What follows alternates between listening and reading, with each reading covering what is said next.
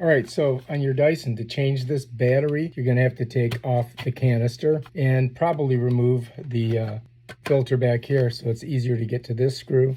And there's 2 screws underneath here that you have to get to. All right, to get this out, you're gonna pop this up.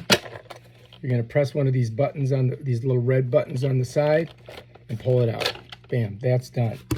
To get this out, you're gonna come to the bottom, push this, hit it, bam, done.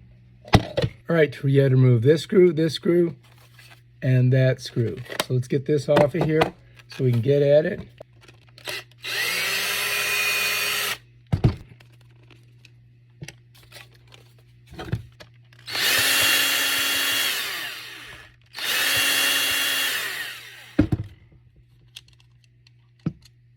Battery just comes out, bam, done. All right, put your new battery in, bam.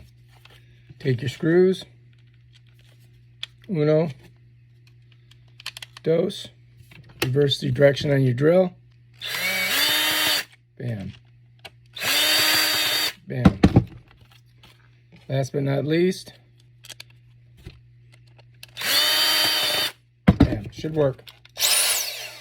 Put your canister back on, slide it down, push it up, slide it in, done.